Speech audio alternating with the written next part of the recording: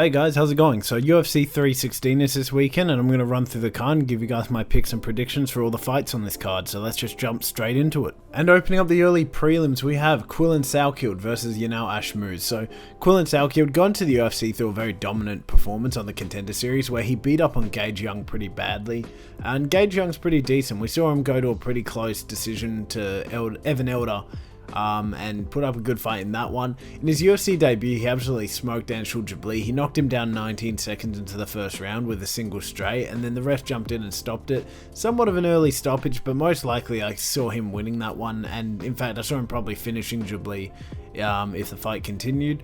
His opponent, Yanal Ashmouz, 1-3 in the UFC. He lost his last two fights, with his most recent loss coming to Trevor Peek, who isn't the craziest of opponents, but he lost that one very clearly. Only really coming back in the third, but he lost the first two rounds clearly through getting outstruck. His performance against Chris Duncan was significantly worse. He lost that one. Duncan beat him up for 3 whole rounds, even out-wrestled him in the first and third. Duncan took a clear 30-27 for that one. He did win his debut against Sam Peterson, who looked a lot better on the feet before sort of putting him away early in the first with ground and pound. And while Sam Peterson is good, this was also his debut. So overall, I think Yanal Ashmouz is decent. I think Quillan Salkilld though is just leagues above him. And I think Ashmouz, his main thing's grappling, but I don't think he'll be able to use it much in this fight. For that reason, I'm going to have to go with Quillan Salkilld by a round 2 KO. Next up, we have Jeka Saragih versus Joosang. So Jeka Saragih, currently 1-2 within the UFC, with most of his fights finishing very early in the fights, with his most recent against Weston Wilson ending in a submission in a minute and a half into the first round, where Wilson took Saragih down very, very early, took him quickly to the ground, and then just snatched up a triangle submission when Saragih was trying to throw some ground and pound from top. Before that, he got a pretty impressive first round KO over Lucas Alexander, where he was getting beat up against the cage, looking like he was sort of going to get TKO'd, and then he ended up tripping Alexander and landed an overhand while Alexander was getting back up. That put him down and out pretty badly. But his biggest problem is he often just leaves himself too open to getting finished. He chases his finishes so hard that his opponents usually find an opening to stop him as he's attempting that. And of all people, Salkilld did this. Salkilld just beat him up on the ground from top position, and Saragih was just trying to fight it the whole time. He actually ended up expending all his energy by the second, and then ended up getting put away with some more ground and pound in the second. So there is that to think about. Joosang, first fight in the UFC, so there's no real way of seeing how he squares up against that level of competition. But on the regional scene, he was on a complete tear, being an 8-0 undefeated prospect, showing not only good striking, but also some really nice wrestling. And while a lot of these wins have come via decision, he has a decent amount of TKO finishes, as well as a rear naked choke, showing some, a level of submission ability there. And I think that this is a nightmare opponent for Saragih, and the UFC might be giving you a bit of a layup, because I think you is significantly better on the feet, and even if it isn't working out for him, he can always take it to the ground, and I think he could submit Saragih quite easily. So for that reason, I'm going to go with Joosang by around 1 TKO for this one. Moving on, we have Ariane de Silva versus Wang Cong. So Ariane de Silva most recently went up against Jasmine Jasudavicius, who is a pretty tough opponent, and to her credit, she did decent in that fight, especially on the feet in that first round. But in the second round, she got taken down pretty easily, and in that round from there, she got put in a Dallas choke and submitted pretty quickly. But on the feet, she is decent. There is a consistent issue in her career when it comes to being taken down and controlled on the ground, with it being the main reason why she lost her fight with Karen Silva, with De Silva arguably winning the striking through all 3 rounds, but ultimately just lost the decision due to Karen Silva constantly just taking her down in every round and completely controlling her in the wrestling. But weirdly enough though, she did get a surprising win over Casey O'Neill at UFC 296, where she actually was getting outstruck by O'Neill in the first and second, and when the fight got to the ground in the second, she managed to lock in this sneaky armbar and submitted O'Neill very quickly with that. So maybe her grappling isn't too bad, it's just that when she takes on impressive grapplers, it sort of gets nullified. Her opponent Wang Cong came into the UFC with a lot of hype behind her, getting a really brutal knockout over Victoria Leonardo, with Leonardo going out cold in a way that I haven't really seen many women's fights end. But this may have been more of a one-time thing, and it might have just spoken to Victoria Leonardo's chin, because when Cong got put up against Gabriela Fernandez, she was winning the fight through the striking, but got caught with a head kick. and knocked down pretty badly, and on the ground she just gave up her back instantly and got submitted with a rear naked choke. That was a very, very big upset, that one. But following that, she took on Bruna Brazil at 312 in a fight that stayed on the feet the whole time with an occasional takedown every now and there, and predictably Cong's superior striking just carried her through that fight. She won all 3 rounds very, very clearly through volume and power. But I am still a bit worried about her grappling, and in that fight with Bruna Brazil, it hasn't really fixed that issue. Brazil kept it standing, she didn't really shoot much, and Ariane Silva has shown in her O'Neal fight that she isn't afraid to grapple when her opponents are too reliant on the striking, and I could kind of see that happening here, so I'm going to take a bit of a risky pick here and pick Ariane Silva by round 2 submission for this one. And closing out the early prelims, we have Marquel Mederos versus Mark Choinski. So Marquel Mederos was supposed to fight Dvalishvili last week, but withdrew and got moved to this card for whatever reason. I think he actually withdrew. And this isn't the first time we've seen Mederos withdraw from bouts. It happened prior with Nazim Sadikov, it happened with Evan Elder, and both these fights I think were called off because he couldn't do it. He withdrew from them, so that is a bit concerning. I mentioned all his previous fights and what I like about him, what I don't like about him in the Blanchfield vs Barber prediction video, but to summarize, I think he's a pretty good striker but has some working to do in the grappling. Austin Hubbard made him look pretty bad when they fought in the wrestling, so there is that hole in his game. Mark Choinski, an undefeated 8-0 fighter, and while that sounds very, very impressive, these are in some very underground promotions. Primarily Anthony Pettis Fighting Championship and the LFA, which they're decent promotions. I mean, they do require skill, but they're no Bellator or PFL or anything really close to that. I just think the skill level's a bit lower there. In these promotions, he had some very good performances though, with his grappling being his deadliest weapon. He finished 6 of his 8 professional bouts via round 1 submissions, so he is very, very dangerous on the ground. And while I think Mederos' lack of wrestling sounds really bad when paired up to someone so dangerous on the ground, I think the skill gap between promotions like LFA and the UFC is massive. I can't see Choinski getting such a dominant win over a UFC rookie in Mederos, because I just think the skill difference will be too big. So for that reason, I'm going to have to go with Marquel Mederos by a decision win for this one. Next up, we have the prelim opener of Khaos Williams versus Andreas Gustafsson. So Khaos Williams most recently lost to Gabriel Bonfim in a fight where his lack of wrestling was exposed pretty badly. There was barely any time on the feet, and even when it was on the feet, he barely threw anything, and Bonfim just started taking Williams down and almost submitted him in the first, before in the second doing the exact same thing, but this time he actually locked in the Dallas choke and choked Williams out pretty badly. He is a very good striker though. He has some nasty knockouts, one over Khaos and Harris in the first minute and a half when they fought, where he caught Harris with a straight, then knocked him down and dazed him pretty badly, before Williams dived in for some ground and pound, finished that fight. And Williams does have his moments, especially with some really skilled opponents. He even took on Randy Brown, and that one went to a split decision. And I really rate Randy Brown as an opponent. I think recently we've sort of seen him grow and saw what type of fighter he is. And in this fight, Williams even managed to clip and knock down Brown in the 3rd round. And almost finished him actually in that 3rd round from what I remember, but ultimately lost the last 2 rounds despite the knockdown. And lost that fight. His opponent, Andreas Gustafsson, was one of the many fighters who was meant to fight last week. He got pulled off the card due to Trevin Giles injuring himself. That card was incredibly cursed, don't ask. I did mention his strengths and weaknesses in that Barber and Blanchfield prediction video, and while I saw him doing good against someone like a late fill-in Giles, I can't see him doing the same with Khaos Williams on a full camp, and I do think that Williams is less likely to fold under the pressure of Gustafsson than Giles would be. So for that reason, I think that Khaos Williams will be able to stand and bang with him, and I'm going to go with Khaos Williams for this one by around 2 KO. Next up, we have Serghei Spivak versus Waldo Cortez Acosta. So Serghei Spivak is coming off a pretty bad loss to Jailton Almeida at UFC 311, where he was getting beat up on the feet from the start of the fight, and only really found success in his takedowns, but even then, he was still getting thrown with submissions on the ground. And ultimately just lost that fight through being pressured up against the cage with Almeida's striking before letting Almeida get top position and ground and pound TKO him. I do think this reflects more in Almeida though. Spivak's wrestling sort of got matched in that fight, and I think Spivak's wrestling is his biggest weapon that wins in most fights. He always presents a submission threat. We saw it in the Tybura fight. Tybura was winning on the feet, but the minute it got to the ground, Serghei Spivak latched in this nasty triangle choke from bottom position and won the fight through that submission. And on the ground, he doesn't only present submission threats, but he's very capable of getting a ground and pound TKO when the opportunity presents itself. It happened in the Augusto Serghei fight, where he got Serghei down on the ground in the second round, and then just pounded away at him until the ref jumped in and stopped the fight. So on the ground, Spivak's just very, very dangerous in general. His opponent Waldo Cortez Acosta recently had a surprisingly good win over Ryan Spann, where he was throwing some absolute haymakers on the feet, and where in the second round he dropped Spann with a left hook before putting him out with some very heavy ground and pound. He's also got a major upset win over Rebellis Despain in a fight that has really lowered Despain's stock. He was sort of a boogeyman in that division. He was an up-and-coming prospect, and then after this fight he ended up getting cut from the UFC, where Acosta really exposed how much of a non-threat Despain is following that first round.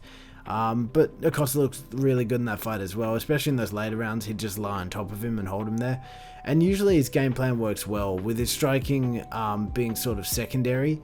But he has gotten a few finishes. He got a first round knockout over Lucas Brzeski, which was pretty out of the blue. He's not really known as a finisher, but he does have some good power in his hands.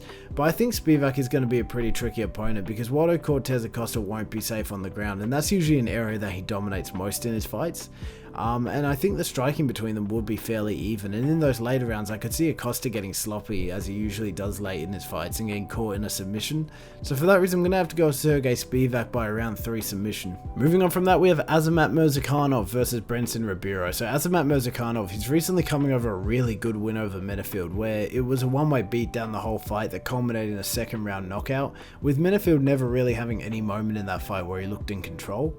Before that, he had a closer fight with Justin Jacoby that ended up going to a decision, where Murzakanov won the first through implementing takedowns and wrestling, and then secured the second with a knockdown over Jacoby. But slowly in the third, he ultimately just got outstruck and out-wrestled that round.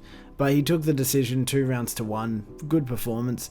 And while he couldn't put Jacoby out, Murzakanov has a lot of knockout finishes, a lot of finishes just in general on his record, and the power in his hands can't be denied. He put away Devin Clark, he hit him with a brutal body hook that dropped him in the third round, and then he followed up with some ground and pound to get a TKO win for that one.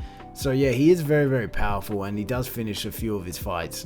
Brenson Ribeiro coming off a surprisingly dominant win over Daya Nergazay, who was coming off a nasty head kick KO on the Contender Series and came into that fight overweight. But in that fight, Ribeiro was patiently picking his shots. The striker was roughly even in that first round, and then in the second round, Nergazay shot in, and Ribeiro reversed position, and on the ground he submitted Nergazay with a Kimura. Before that win, his record was a little less impressive. He went to a split decision with Caio Machado before that, who in my opinion is a pretty average opponent, and that fight arguably he should have lost. He was getting out-volumed for all 3 rounds, the power just was roughly even, he didn't really have any fight statements, like none of the moments in that fight were like, ooh, that's a Ribeiro round. And he isn't immune to getting finished either. In his debut fight against Zhang Mingyang, who is really good, but that one ended very early in the first, with Mingyang knocking down Ribeiro with a left hook, and then followed up with some ground and pound to get a TKO win there. And I think Murzakanov striking is significantly better than most of Ribeiro's opponents, and he has the power to potentially finish the fight early, with Ribeiro often leaving himself open to getting countered and put away. So for that reason, I'm going to have to go for Azamat Murzakanov by around 2 KO for this one. And closing out the prelims, we have Bruno Silva versus Joshua Van. So Bruno Silva most recently got TKO finished in the third round of his fight with Manel Kape, which was a pretty messy fight with a ridiculous amount of stoppages due to cup kicks, eye pokes. I think there was and even the TKO finish, Manel Kape got him up against the cage and kicked him in the cup before putting him away via TKO, but the ref missed it, and it wasn't the worst cup kick I've seen in my life. Compared to what Manel Kape was getting hit with before that as well, was nothing. But Silva's performance in that Kape fight isn't really indicative of his overall skill. I think it more spoke to how good and locked in Kape looked that fight. He was sort of prime, like Adesanya, taunting, nothing was really landing on him. And I think Silva does have good performances, especially his second round KO over Cody Durden in a fight where he was losing prior to the finish. He got outstruck in the first and then almost submitted in the second, but then landed this perfectly timed uppercut in the second that dropped Durden badly, where he jumped on, followed up with ground and pound, won a TKO there. And while he often primarily relies on his striking, his BJJ isn't too bad either, with his fight with Tyson Nam ending in the second when he drops him with a front kick to the face, and then he dives in, takes it back and submits him with a rear naked choke. But even before the finish, he was winning on the feet pretty dominantly in that fight as well. Onto his opponent, Joshua Van. He's a very, very, very good striker. His performance against Edgar Chairez was probably the best example of the prowess he harnesses in his hands, with Chairez outstriking him in the first, but in the second and third he turned up the volume and power to a degree that was just absolutely outdoing Chairez, and he even began putting in some grappling and wrestling in the end of that fight, but he absolutely dominated Chairez for 2 of the final rounds. And most of the time he wins his fights through just out-voluming his opponents, opposed to sort of looking for these finishes. In his fight with Cody Durden at UFC 310, it was a one-way beatdown for all 3 rounds, with Durden arguably winning the first through sort of wrestling and takedowns, but that is even if he won the first, which I don't think he did. And while this fight may make it look like Van doesn't really have that wrestling skill set, Durden was taking him down in the first round. His most recent fight with Ray Saragih would say otherwise, with Van beating Saragih up really badly on the feet, forcing Saragih to shoot in for these sort of panic takedowns. And while Saragih is usually able to get his opponents to the ground with relative ease, in this fight, Van defended 17 of Tsuru's 21 takedowns. And even when he would get taken down, he'd just stand back up again. So I think he's really worked on his wrestling and honed it in. And while Silva might find an advantage through wrestlings and takedowns, I doubt it will sort of get past Van's takedown defense, and on the feet I think Van is just a better striker by leagues and will outdo anything Silva does. So for that reason I'm going to go with Joshua Van by decision win for this one. And now we enter the main card. First fight on the main card, Vicente Luque versus Kevin Holland. So Vicente Luque, in the start of his career, he looked like an unstoppable force. He beat most of the people that he'd get matched up against, and these were dominant wins over some pretty impressive names, with his second round knockout over Randy Brown being one that jumps to mind instantly. He beat up an incredible striker in Brown on the feet badly. He dropped him in the first and second round, and then finished him with a TKO after he dropped him in the second. And while recently he has lost a few of his fights, and a lot of people have stated that he's not really what he used to be, these are against some pretty big names, and most recently he's coming off a loss to Joaquin Buckley in a fight where in the first round it was pretty even striking on the feet, and then in the second he only really got finished through letting himself get put on bottom position when failing a takedown, and from top Buckley just reined in ground and pound and ended up TKOing him. Just because all Luque was doing was holding up a high guard, and he wasn't really trying to get out of that position, so the ref had to stop it. But it wasn't the worst of losses. And when it seems like the old Luque was long gone, he had an incredible performance against Themba Gorimbo at UFC 310, where 52 seconds into the first round, he managed to catch Gorimbo in an anaconda choke and submitted him very, very quickly, getting the fastest anaconda choke in UFC history, by the way. So he is still very, very dangerous, and I do believe that he will one day make it back up into the top 5. His opponent Kevin Holland, a really difficult fighter to pick for because he is so focused on making a fight entertaining that he will often get sloppy and let his fight slip away from him or just get finished. We saw it in the Reina Dorita fight where he was trying to put Dorita away in the wrestling, and as soon as it hit the ground, Dorita just ended up submitting him.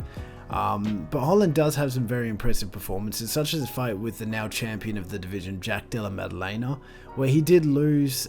He made it very, very competitive though on the feet, and even outlanded JDM when it comes to significant strikes, but was getting caught at times trying to make the fight entertaining, and JDM was landing a lot better, but ultimately it came to a very, very close split decision.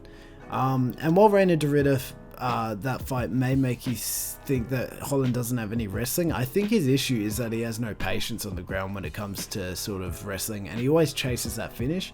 And in a fight where he's a lot more patient, such as the Gunnar Nelson fight recently, and he sort of lets the wrestling go without trying to chase his finishes, he does a lot better. He actually out-grappled Gunnar Nelson at multiple points during that fight, and then on the feet he absolutely beat him up. So I do think Holland can make this one close, just depends on how hard he chases the finish. But overall, I just think Luque's way, way too dangerous. A lot of Luque's wins come via finish very early on, often is the case. And I think while he has lost a few recently, I think these are against some of the best in the division. So for that reason, I'm going to have to go with Vicente Luque by round 1 submission for this one. Up next is Mario Bautista versus Patchy Mix. So Mario Bautista most recently won a split decision against Jose Aldo, where about 80% of the people who watched that fight were arguing that Aldo was robbed. And it caused a lot of the MMA fan base to dislike, if not outright hate, Bautista due to him sort of stalling out that third round through holding Aldo against the cage, not really letting the fight stay on the feet. But before that third round, it was a very, very close fight with a legend in the UFC in Jose Aldo. Very tricky opponent, and also somewhat dangerous, even if he is at the end of his career. Before that, he had a very good performance against Ricky Simone, who I think is a very, very good fighter, and has recently picked up some very good performances of his own. And in that fight, Bautista just beat up on Simone for about 3 whole rounds. Simone arguably won the first, maybe with some takedowns and some wrestling, but he was getting pieced up for all 3 rounds. And I think a lot of people have begun dismissing Bautista a bit too much since that Aldo fight, because he is on a 7-fight win streak. He got 3 back-to-back first-round submissions within that win streak. Those 3 back-to-back submissions were capped off with Guido Canetti, where he secured a round 1 rear naked choke 3 minutes into that first round. So he is very, very dangerous. He's a very good striker, very decent in the grappling as well. So very well rounded. Patchy Mix making his debut in the UFC in this fight, which is a pretty tall order for him. He is a former Bellator champion and has a very, very impressive resume. He's 20-1 within his professional bouts, losing to one Chualeta in a fight where he won the first 2 rounds, but then in the later rounds he sort of let the fight run away from him. But outside of that, he is incredibly dangerous, with 15 of his professional fights coming to an end via finish, with a lot of these coming in the first or second round. And this isn't just KOs either. Mix is pretty dangerous with his submissions as well, especially his guillotine chokes. Like if you stick your head in, he'll often catch you and just start squeezing those. And while I do think people shouldn't sleep on Bautista, I for one think that it's going to be a lot closer than people think, but I think Patchy Mix is very, very dangerous, and I could see him getting a knockdown over Bautista and using that to sort of dive in to find a finish, either with ground and pound or a submission. So I'm going to go with Patchy Mix by round 2 TKO for this one. Next up is Kelvin Gastelum versus Joe Pyfer. So I've already given a prediction for this fight on the Moreno vs Usyk Fight Night prediction video, where it was originally supposed to happen, but I'll give you a rundown now because some of my beliefs have changed. Kelvin Gastelum, very scrappy fighter who's willing to sort of take damage to deal it out, and we saw that with the Adesanya fight. He's willing to go to war, but it does often expose him to getting sort of hit with these harder shots. And also with the Sean Brady matchup, we've seen a sort of a hole in his grappling game where Brady made it look easy, taking him down, holding him there, and eventually submitting him. Pyfer, on the other hand, really hard puncher. He's got a lot of power in his hands, with most of his fights ending early through Pyfer knocking people like Barry out cold. But as we saw with the Jack Manson fight, he does often struggle with the technical fighters. He got out-technicaled in that fight in the later rounds, where he sort of put it all in the early rounds trying to finish Pyfer, but eventually just got out-skilled in the later 3. But where I'm going to change my prediction is a method of victory. I still think Pyfer will win this one. And where I originally said a round 1 KO, I only recently noticed how good Pyfer's sort of wrestling and grappling and submissions are. There's quite a few of them on his record, and I could see him knocking down Gastelum, because Gastelum has a pretty good chin. I don't think he'd be able to put him away now that I'm thinking about it, but I could definitely see him sort of knocking Gastelum down and then using that to get on the ground and implement some wrestling. So for that reason, I'm going to go with Joe Pyfer by a round 1 submission win. And now on to the co-main event, one of 2 title fights on this card, Julianna Pena versus Kayla Harrison for the women's bantamweight belt. Pena, currently champion, won the belt off Raquel Pennington at 307 in a fight that was less than impressive from both fighters, and one in which I think you could really make an argument that either fighter won that fight when it came to the split decision, with the striking being roughly even the whole fight. Pennington won the 4th clearly through a knockdown, and just looked better in the 5th. Meanwhile, you could score 1, 2, and 3 for Pena, but Pena didn't really do anything in those 3 rounds that made the fight, the rounds definitely go to her. But overall, it was just a very uneventful, dull fight. It really brought the mood down on that card. Pena has had some good wins in her career though. The most obvious one is obviously a round 2 submission over Nunes, where in the first round she was getting beat up pretty badly on the feet by Nunes, kind of predictable. But then in the second, she had this surprising comeback where she actually started beating Nunes on the feet and then took her down and submitted her with a rear naked choke, and that's how she originally became the bantamweight champion. But this might have been a miracle one-off performance, because when they run it back a year later, Pena got absolutely dominated the whole fight, losing every round, and in the case of the second, she got scored 2 10-8s, due to Nunes dropping Pena 3 times within that round. And even outside of that, there wasn't really a moment where Pena looked good and Nunes just wasn't dominating. She absolutely dominated Pena that whole fight. Onto her opponent, Kayla Harrison, came into the UFC from a dominant run within the PFL, where her first opponent was Holly Holm at UFC 300. And in that fight, Harrison's physicality was on full display. She took Holm down early in the first round before landing some brutal ground and pound for the rest of the round. And then she did the exact same thing in the second, but she was able to find a finish with a rear naked choke in that round. Following that, she had a similar fight with Ketlen Vieira, where she again used her physicality to get Vieira down and hold her there for the duration of the fight, with Vieira putting up a bit more of a fight and even doing some major damage to the face and nose, and there was a bump on Harrison's forehead from sort of these elbows and punches she was throwing.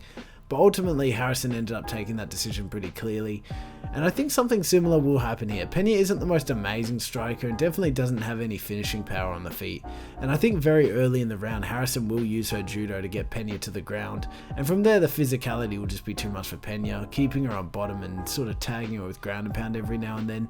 So for that reason, I'm going to go with Kayla Harrison for this one, and I'm going to say she's going to get it done by a decision win. And now on to the main event, Merab Dvalishvili versus Sean O'Malley for the Bantamweight Championship of the World, the rematch number 2. Merab Dvalishvili, currently on a run to be the greatest bantamweight to ever exist, with his resume being a checklist of some of the greatest names in the bantamweight division, and with his fight right before he got a title shot against Henry Cejudo, an ex-double champion and an Olympic wrestler, in a fight where Merab made Cejudo's wrestling look like it was nothing. He was taking him down, he was lifting him up, walking across the octagon, slamming him down again, beating him up on the ground, and he just held dominant position for most of the fight. And even on the feet, he was outstriking Cejudo. Like, Cejudo would have his moments. He did tag Merab with a big shot within that fight, but Merab was just landing more often and took that one by a very clear 30-27 decision. From there, he got his title shot against Sean O'Malley at the Sphere, where everyone thought he was about to get a reality check.